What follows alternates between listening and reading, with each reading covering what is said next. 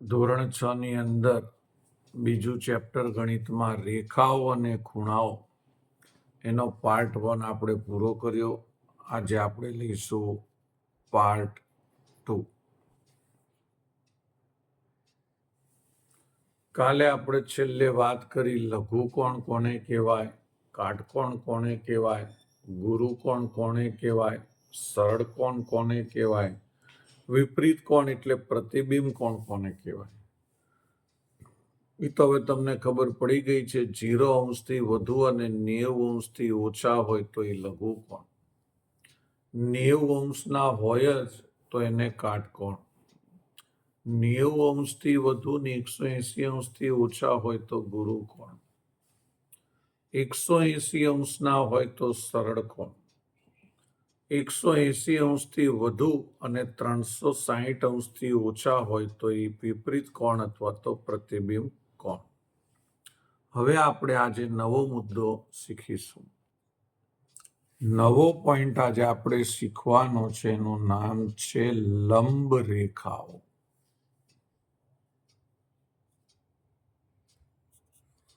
આ લંબ રેખાઓ એટલે શું? તો એના માટે આપણે બે રેખા દોરવી પડે. આ એક રેખા છે આડી અને એક રેખા એકદમ સીધી છે. અહીંયા પણ એક રેખા છે આડી, બીજી રેખા થોડીક ત્રાંસી છે. અહીંયા પણ એક રેખા છે આડી, આ થોડીક વધારે ત્રાંસી છે. બબ્બે રેખાઓ જે છે એ જોડમાં છે, પણ એમાં લંબ રેખા આપણે આને કહેવાય. લંબ એટલે 90 અંશના ખૂણે બનાવતી હોય તેવી રેખા. આ જે છે ને લઘુકોણ બનાવે છે. જો 90 અંશથી નાનો છે, આ એ લઘુકોણ બનાવે છે. અને આ છે એ કાટકોણ બનાવે છે, કારણ કે એકદમ સ્ટ્રેટ છે, 90 અંશના ખૂણે છે, તો એને કહેવાય લંબ રેખા. તો લંબ રેખાની વ્યાખ્યા આપણે શું લખીશું? ડેફિનેશન શું લખીશું? લંબ રેખાઓ કોને કહેવાય? તો આપણે લખવાનું એવી રેખાઓ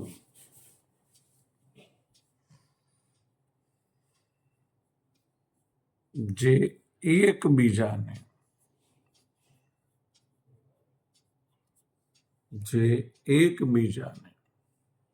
કાટખૂણે છેદે.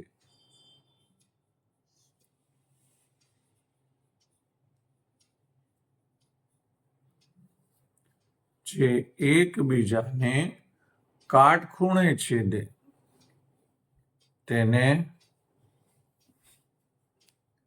લંબ રેખાઓ કહે છે. મેન વસ્તુ આ છે, એકબીજાને કાટખૂણે છેદે તો એને શું કહેવાય? લંબ રેખા. જેમ કે આપણે એક લઈશું રેખા AB, અહીંયા A હોય, અહીંયા B હોય, એટલે આને વંચાઈશું રેખા AB. રેખા કોને કહેવાય, રેખાખંડ કોને કહેવાય, કિરણ કોને કહેવાય, એની આપણે સમજૂતી આપી દીધી. પછી આપણે સીધી એક રેખા લખીશું અને રેખાને પણ આપણે નામ આપી દઈશું X અને Y. તો આપણે લખી શકાય કે રેખા AB અને રેખા XY એ લંબ રેખાઓ છે. કઈ કઈ લંબ રેખાઓ છે? તો કે રેખા AB અને રેખા XY એ લંબ રેખાઓ છે. પણ એને સંકેતમાં આપણે લખવું હોય, સંકેતમાં તો શું કરવાનું? તો સંકેતમાં લખવા માટે પહેલા કરવું પડે રેખા AB, રેખા XY અને વચ્ચે સિમ્બોલ કરવાનું લંબનું. થઈ ગઈ લંબ રેખા. ફરીથી કહું છું કે લંબ રેખાઓ એટલે શું? એવી રેખાઓ જે એકબીજાને કાટખૂણે છેદે તેને લંબ રેખાઓ કહે છે. આપણે અહીંયા આકૃતિ દોરી દીધી, એમાં લખવાનું રેખા AB અને રેખા XY એ લંબ રેખાઓ છે. સંકેતમાં લખવું હોય તો રેખા AB અને રેખા XY ની વચ્ચે આ ઊંધો ટી કરવાનો અને લંબ કહેવાય. અને વંચાઈ શું? રેખા AB લંબ રેખા XY. આ રીતે આપણે એને વાંચી શકીએ. હવે અહીંયા આપણે બીજી એક આકૃતિ જોઈએ છીએ. અહીંયા પણ આ બંને રેખાઓ લંબ છે એવું દેખાય છે. તો આપણે કઈ બે રેખાઓ લંબ છે? તો કે રેખા OP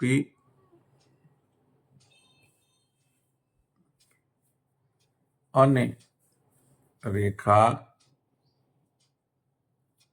XY એ લંબ રેખાઓ છે. હવે એને સંકેતમાં લખવું હોય તો રેખા OP, રેખા XY અને વચ્ચે શું કરી દેવાનું? લંબ કરી દેવાનું. તો આ થઈ ગઈ લંબ રેખાઓ. હવે લંબ રેખા પછી છેલ્લો પોઈન્ટ આવે છે અને એ છે ખૂણાનો દ્વિભાજક. ખૂણાનો દ્વિભાજક. હવે આ ખૂણાનો દ્વિભાજક છે શું? તો ખૂણાનો દ્વિભાજક કોને કોને કહેવાય એના માટે આપણે આકૃતિ દોરીશું. આ એક ખૂણો છે.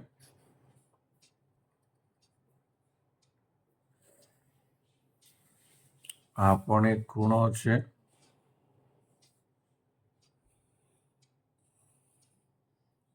આ પણ એક ખૂણો છે.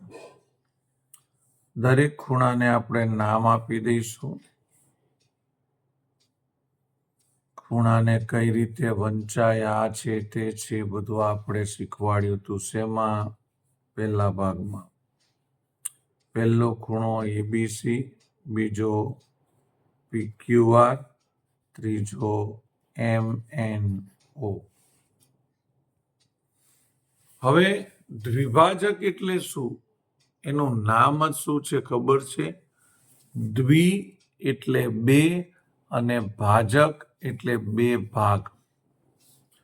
પણ એક વસ્તુ છે, એના બે ભાગ તમે કરો પણ બંને ભાગ સરખા હોવા પડે. જો આ પણ દ્વિભાજક છે, કિરણ BD. આ પણ દ્વિભાજક છે, કિરણ OS. આ પણ દ્વિભાજક છે, કિરણ NR. પણ એમાં દ્વિભાજો આ ત્રણે ત્રણ દ્વિભાજક છે એટલે એને છેદે છે, પણ દ્વિભાજક કહેવાય કોને ખબર છે? આને કહેવાય. આ બંનેને આપણે દ્વિભાજક ન કહી શકીએ. દ્વિભાજકનો નિયમ શું છે કે ખૂણામાંથી એક એવું કિરણ નીકળે જે ખૂણાને બે સરખા ભાગમાં વહેંચે. આ બંને સરખા ભાગ છે. આ સરખા ભાગ નથી. જો આ ઓછું છે, આ વધારે છે. આ સરખા ભાગ નથી, આ વધારે છે, આ ઓછું છે. એનો મતલબ આ બંને દ્વિભાજક નથી. અને આ શું છે? તો કે આ દ્વિભાજક છે. કેમ? કારણ કે તે બે સરખા ભાગ કરે છે માટે. તો આપણને ખબર પડી ગઈ કે દ્વિભાજક કોને કહેવાય? બે સરખા ભાગ કરતો કોઈ કિરણ હોય તો તેને ખૂણાનું દ્વિભાજક અથવા તો દ્વિભાજન કહેવાય. તો આપણે એની ડેફિનેશન લખવાની છે. ખૂણાનો દ્વિભાજક એટલે શું, અથવા ખૂણાનો દ્વિભાજક કોને કહેવાય? કોઈ ખૂણાનું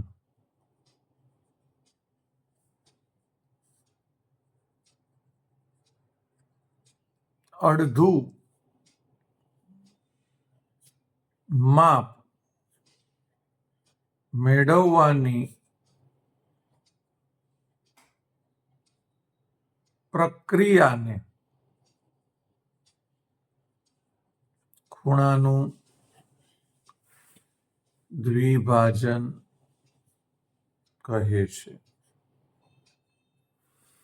તમે કહેશો સર તમે શબ્દ લખ્યો દ્વિભાજન અને ઉપર આપ્યો છે દ્વિભાજક, તો એ બંનેમાં ફેર શું? આપણે પહેલા એ લખ્યું કોઈ પણ ખૂણાનું અડધું માપ મેળવવાની પ્રક્રિયાને ખૂણાનું દ્વિભાજન કહે છે. પણ એ દ્વિભાજન કોનાથી થાય? એ કિરણથી થાય. યાદ કરો, વચ્ચે કિરણ હતું, તો અહીંયા લખવાનું જે કિરણ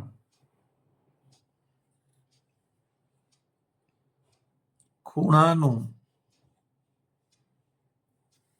દ્વિભાજન કરે છે તેને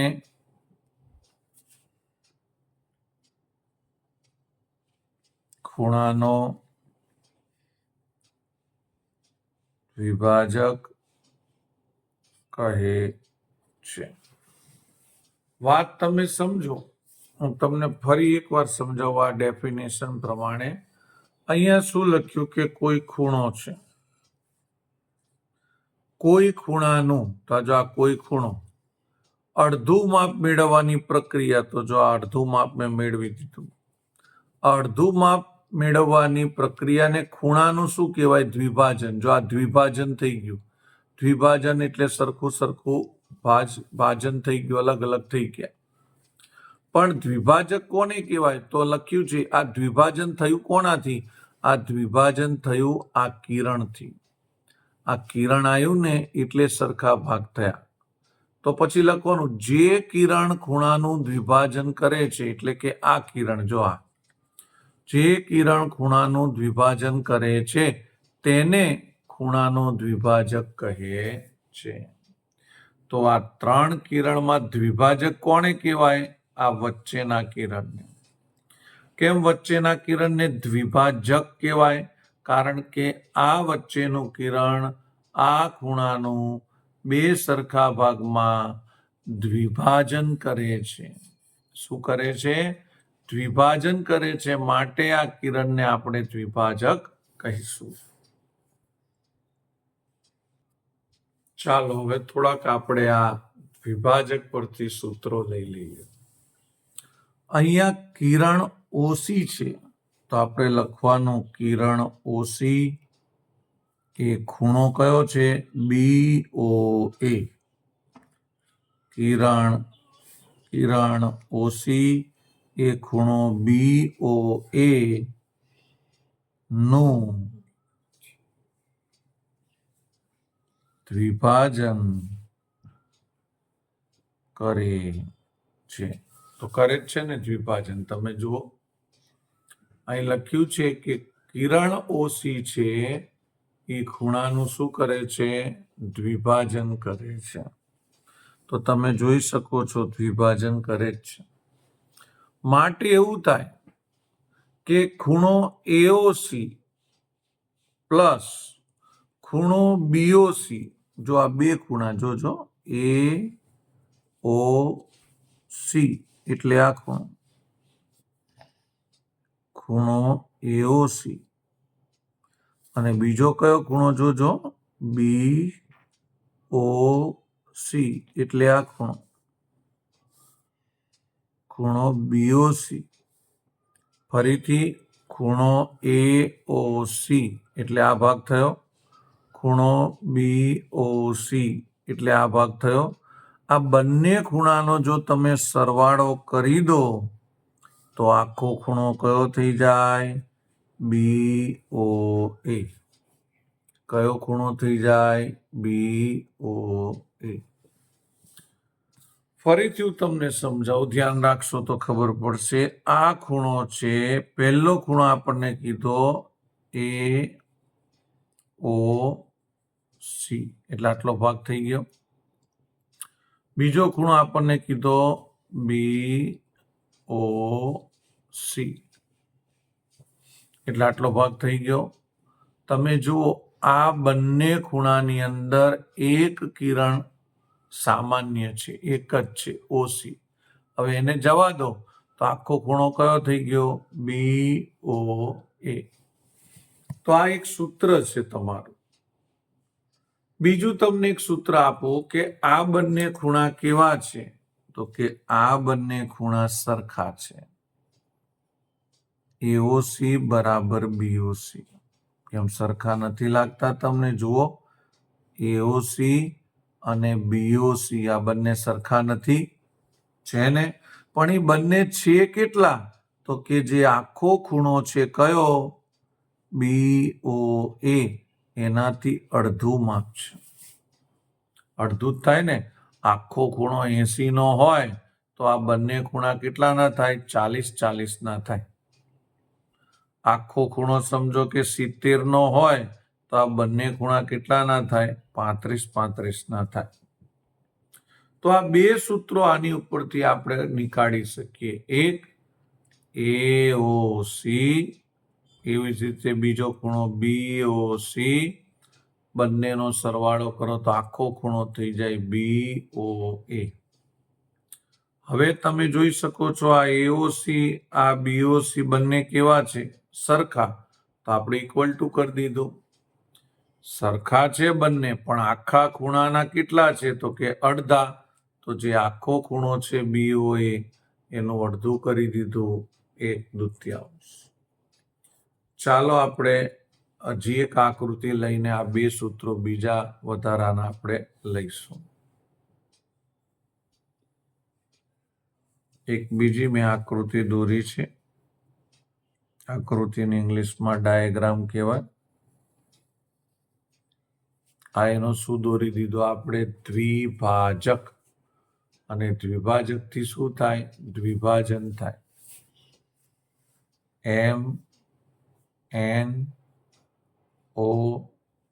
અને P. હવે આપણે પહેલું જે છે એ લખવાનું છે. શું ધ્યાન રાખજો? પહેલું સૂત્ર લખીશું ONP. પહેલો ખૂણો થયો, જો ONP. તો લખવાનું અહીંયા ખૂણામાં ONP, ખૂણો ONP. બીજો ખૂણો કયો થશે?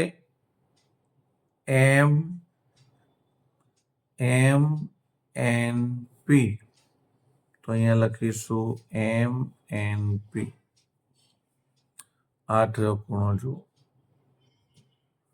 પહેલો ખૂણો થયો છે ONP, બીજો ખૂણો થયો છે MNO. આ બંનેનો આપણે સરવાળો કરી દઈએ તો આખો એક ખૂણો કયો મળી જાય? MNO. કયો મળી જાય? MNO. તો લખી દઈશું MNO. હવે તમને ખબર છે આ બંને ખૂણા કેવા છે? સરખા. બંને ખૂણા જો આપણે લખેલા જ છે અહીંયા. કયા? ONP,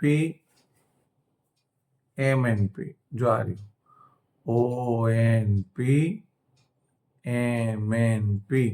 આ બંને ખૂણા સરખા જ છે. એનો શું કરી દેવાના? વચ્ચે બરાબર. બંને કેવા છે? સરખા. સરખા છે, પણ જે આખો ખૂણો છે કયો? MNO, એના કેટલા છે? 1/2, એટલે કે અડધા. તમે જે પહેલું સૂત્ર લખો છો, બંનેનો સરવાળો કરીને ખૂણો MNO, એ પહેલા સૂત્ર પરથી બીજું સૂત્ર આવી જાય. આ બંને સૂત્રને ઇક્વલ ટુ કરવાનું છે. આ બંને ખૂણા વચ્ચે ઇક્વલ ટુ કરવાનું છે. અને એનું જે ટોટલ આપ્યું છે એમાં અડધું કરવાનું છે. હજી આપણે લઈશું એક આકૃતિ. મિત્રો, ધ્યાન આપશો તો જ તમને આવડશે.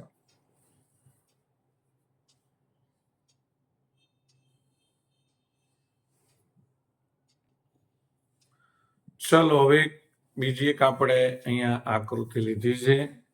એમાં પહેલો ખૂણો લઈશું RQO. ખૂણો RQO એટલે કે આ બાજુથી. બીજો ખૂણો લઈશું આપણે PQO.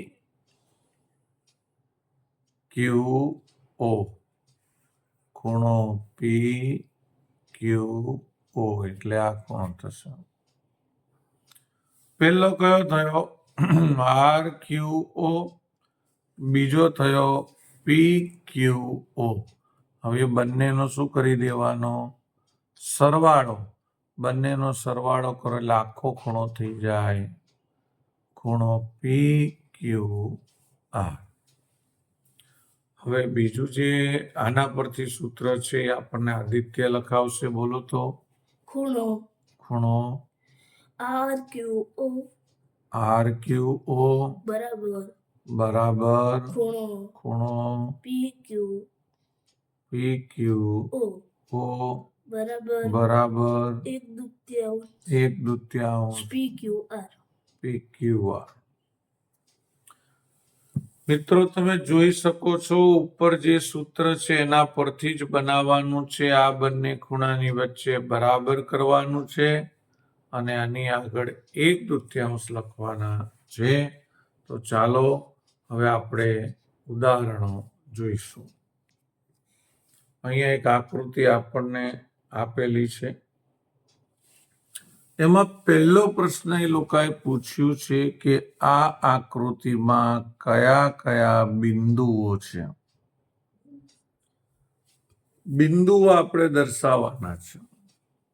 તો બિંદુઓ તો જેટલા લેટર છે ને ABCD ના મૂળાક્ષરો બધા જ બિંદુ છે. A, O, E, B, D અને C. તો જો બિંદુઓ લખું છું A, O, E, B, D, C. આ બધા જ શું છે? બિંદુઓ છે. પછી આની અંદર કીધું છે કે આ જે છે આકૃતિ આપેલી છે એમાં રેખાઓ કેટલી છે. હવે હું તમને રેખા શીખવાડું, ધ્યાન રાખજો તમે. રેખાઓ માટે શું કરવાનું? જો પહેલા લેવાનું AO, AE, AB. કેમ? કારણ કે આ આખી રેખા જ છે. જુઓ મિત્રો, બંને બાજુ એરો છે કે નહીં? હા. તો આમાં ગમે તે તમે એ જોડે આ ત્રણે લઈ લેવાના. AO, AE, AB. તો આપણે અહીંયા ઉપર રેખાનું સિમ્બોલ કરવાનું. રેખા AO, રેખા AE અને રેખા AB. ત્રણે આવી ગઈ. જો AO, AE, AB. એનું કામ પૂરું થયું. કેમ? એની જોડે આપણે આ ત્રણે ત્રણ લઈ લીધી. એટલે એ જોડે આપણે ત્રણે બિંદુ લઈ લીધા એટલે હવે એ સાઈડ પર રાખવા. હવે O ની જોડે લઈએ તો OE, OB. O જોડે E, O જોડે B. તો આપણે એ રેખા લઈશું OE અને OB. ચલો O જોડે પણ બંને લઈ લીધા તો ઓને સાઈડ પર રાખો. હવે બાકી શું રહ્યું? E અને B. તો અહીંયા આપણે લખવાનું EB. ટોટલ કેટલી રેખા થઈ? તો તમે રેખા અહીંયા જોઈ શકો છો 1, 2, 3, 4, 5, 6. હવે તમે એમ કહેશો કે OD રેખા થઈ. તો OD એ રેખા નથી, કારણ કે એમાં એક જ એરો છે. જુઓ, નીચે કોઈ એરો છે ના. તો OD એ કિરણ છે. તમે કહેશો કે સર OC રેખા થાય, પણ અહીંયા એક જ એરો છે. જો નીચે કોઈ એરો છે ના, એટલે OC કિરણ છે. તો ચાલો આપણે હવે કિરણો લખીએ, અથવા તો કયા કયા કિરણો છે. તો આપણે અહીંયા જોઈ લીધું કયા કિરણો છે. OD અને કિરણનું સિમ્બોલ કરવાનું, કિરણ OD. બીજું કયું છે? કિરણ OC.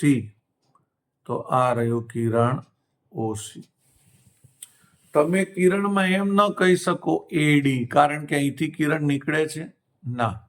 એસી પણ ન કહી શકો અહીંથી કિરણ નીકળે છે ના. કિરણ ખાલી ઓ થી જ નીકળે છે, અને ઓ ડી છે, ઓ સી છે, તો એ બંને આપણે લખ્યા કિરણ ઓડી અને ઓસી. હવે વાત આવે છે રેખાખંડની. રેખાખંડોના નામ આપણે લખવાના છે, તો ધ્યાન રાખજો. રેખાખંડની વ્યાખ્યા તમને ખબર હોવી પડે. રેખાખંડ કયા કયા કહેવાય? તો રેખાખંડ એટલે જેને બે અંત્ય બિંદુઓ હોય. જો હવે ગણાવું છું, ધ્યાન રાખજો. રેખા જેમ જ લેવું પડશે, એ ઓ, પછી એ જોડે એ ઈ, પછી એ બી, એમ રેખાખંડ થશે. રેખાખંડનું સિમ્બોલ તમને ખબર છે, તો આપણે લખીશું એઓ, એ અને વંચાઈશું રેખાખંડ એઓ, રેખાખંડ એ, રેખાખંડ એ બી. હવે એનું કામ પૂરું થયું. હવે ઓ થી આવશે ઓ ઈ, ઓ બી, તો આપણે એ લઈશું અહીંયા ઓ ઈ, રેખાખંડ ઓ ઈ અને રેખાખંડ ઓ બી. ચલો એ પણ પતી ગયું. હવે કયું આવશે? ઈ બી, તો આપણે લઈશું રેખાખંડ ઈ બી. આપણે રેખામાં પણ આ રીતે જ લીધું હતું, તમને યાદ હોય તો. પણ અહીંયા બીજા બે રેખાખંડ વધશે. આ જો, એક આ ઓ અને એક આ ડી. તમે કહેશો સાહેબ આ તો કિરણ છે, પણ આપણે છેક સુધી ક્યાં લેવાનું છે? આપણે તો આટલું જ લેવાનું છે, ડી ઓ, અને આ બાજુ આટલું જ લેવાનું છે, સી ઓ. થઈ ગયા ને બે રેખાખંડ, ડી ઓ સી ઓ. તો એ પણ આપણે લખવું પડશે રેખાખંડ ડીઓ અને રેખાખંડ સીઓ.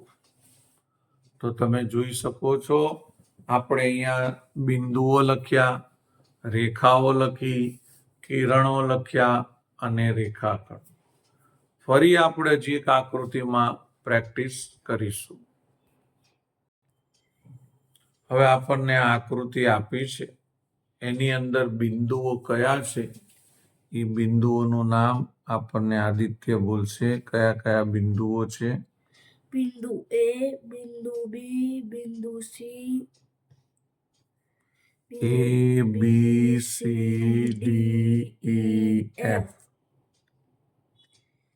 એ B C D E F. આની અંદર તમને જેટલા આપ્યા છે ને, એ બધા જ બિંદુઓ તમારે લખવાના હોય છે. ચાલો હવે આપણે બિંદુઓ લખ્યા. હવે આપણે રેખાઓ કહીશું. ચલો રેખાઓ બોલો. એ બી, રેખા એ, રેખા એ બી, રેખા A C, Rekha A C, Rekha A D. Rekha A D તમને આવડે તો તમે બોલી શકો છો. હવે બીસી, રેખા એ, રેખા બીસી, રેખા બીડી, રેખા બીડી, પછી રેખા સીડી, રેખા સીડી. નસરાજી હવે કઈ છે બોલો? રેખા બીઈ, બીઈ અને બીએફ ના થાય, તો આગળ તમે ધ્યાન નથી રાખ્યું.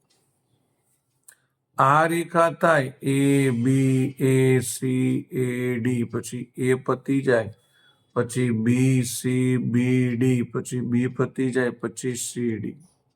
કેમ આમ લઈ શકીએ? કારણ કે બંને બાજુ એરો છે. આમાં આપણે આમ ન લઈ શકીએ, કારણ કે એક જ બાજુ એરો છે, નીચે નથી.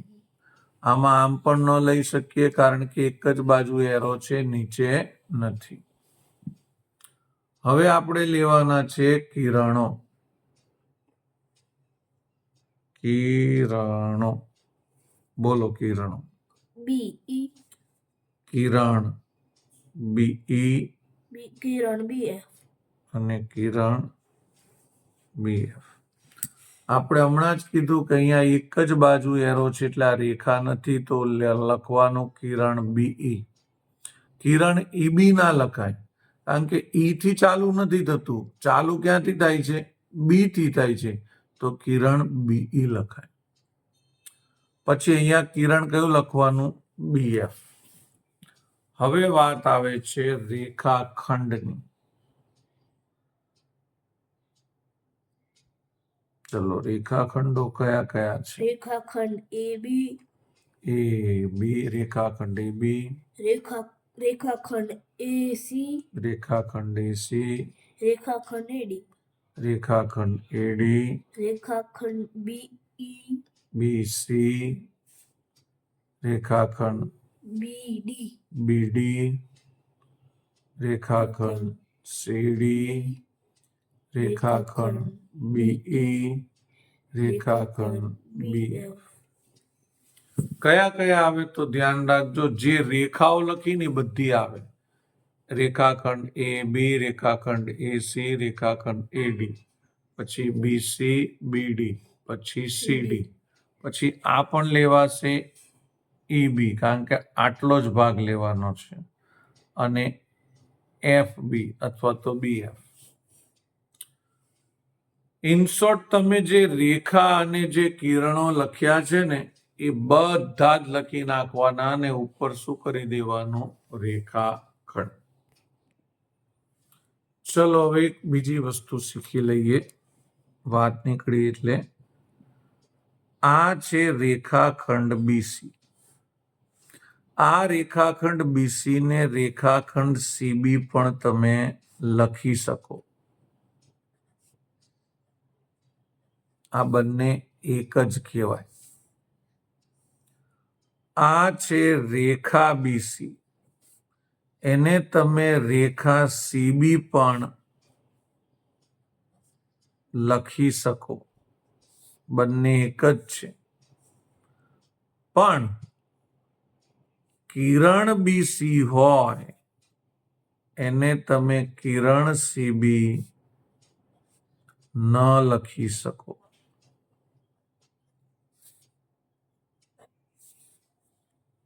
કેમ? કારણ કે કિરણ એટલે શું? જો આ રહ્યું કિરણ, બી અને સી. કિરણ બી બિંદુથી ઉદ્ભવે છે, ઉદ્ભવવું એટલે શરૂ થાય છે, અને સી સુધી અનંત છે. એટલે તમે કિરણ બીસી લખી શકો. પણ તમે કિરણ સીબી લખો એનો મતલબ એમ કે કિરણ સી બિંદુથી ઉદ્ભવે છે અને બી સુધી અનંત જાય છે. પહેલી વાત, સી થી ક્યાં ચાલુ થાય છે? સી થી ચાલુ થતું જ નથી, ચાલુ તો બી થી થાય છે. બીજું કે બી સુધી અનંત જાય છે. બી સુધી ક્યાં અનંત જાય છે? બી સી તો ચાલુ થાય છે. એનો મતલબ એમ કે રેખાખંડ હોય, કિરણ હોય, એમાં તમે જે લેટર છે એનો ક્રમ બદલી શકો, કોઈ ફેર ના પડે.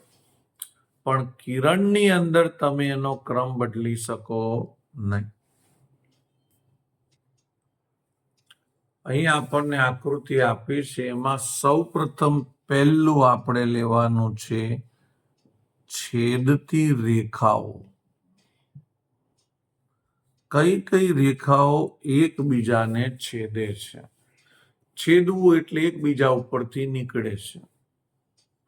તો પહેલી રેખા આપણે લખીશું. જો આ આખી રેખા છે એ બી છે ને, આખી રેખા એ બી, અને આ આખી એ બી રેખામાં કઈ રેખા છેદે છે? જો એક આ છે ક્યુપી.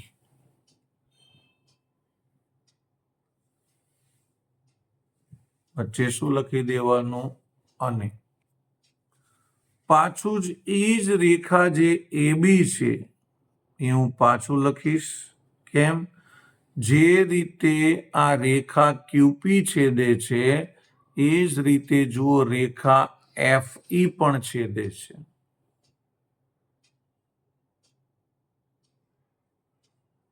વચ્ચે લખીશ અને. ફરીથી હું લખીશ રેખા એ બી,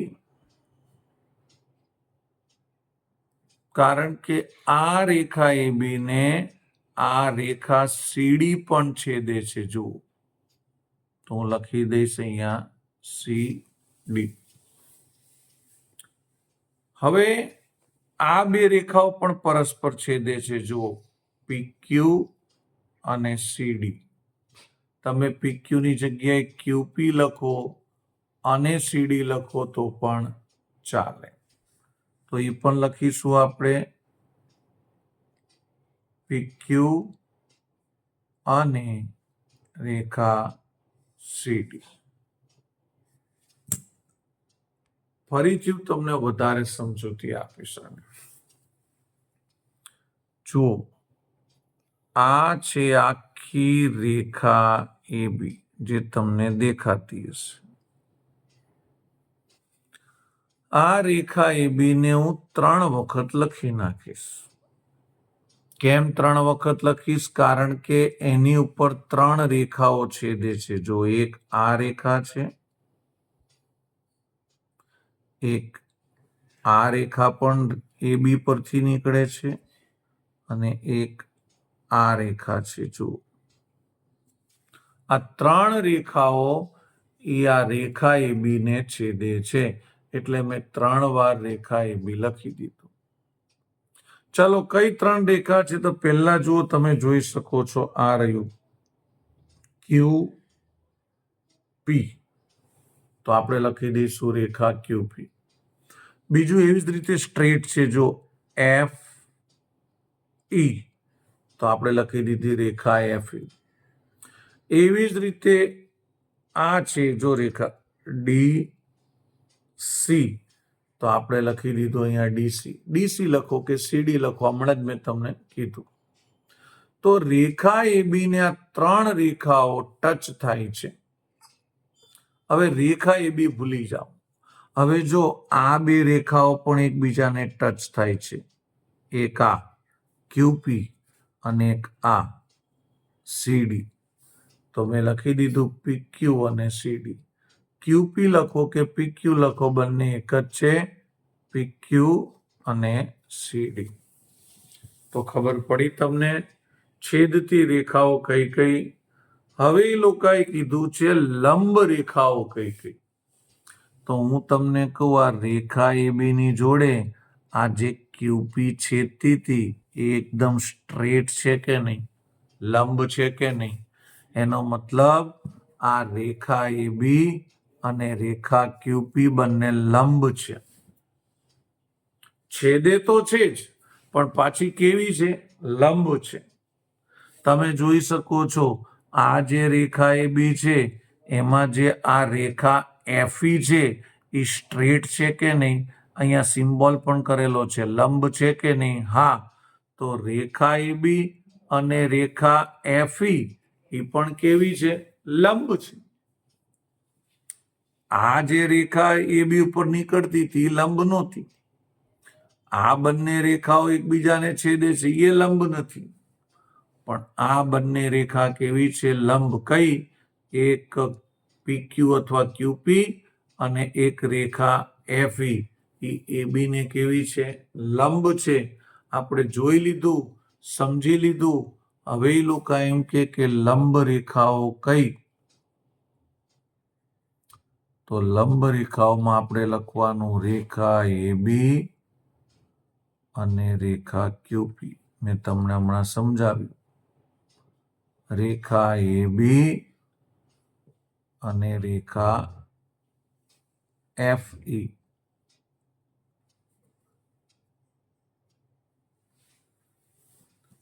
મિત્રો, આજે આપણે આટલું રાખીએ. આગળના ભાગમાં આપણે હજી આ ડાયાગ્રામ એટલે આકૃતિ તમને ફરીથી શીખવાડીશું. આપણે કોઈ પણ જાતની ઉતાવળ કરવી નથી. તમને દરેક કોન્સેપ્ટ એકદમ ક્લિયર થઈ જવો જોઈએ, પછી આપણે આગળ વધીશું. તો આજે આટલું રાખીશું. તમને આ વિડીયો ગમ્યો હોય તો એને સબસ્ક્રાઇબ કરજો, બીજા મિત્રોને મોકલજો, બેલ આઇકન પણ દબાવજો અને લાઈક પણ કરશો, જેથી અમને આગળ નવા મિત્રો બનાવવાની થોડીક મજા આવે. બાય.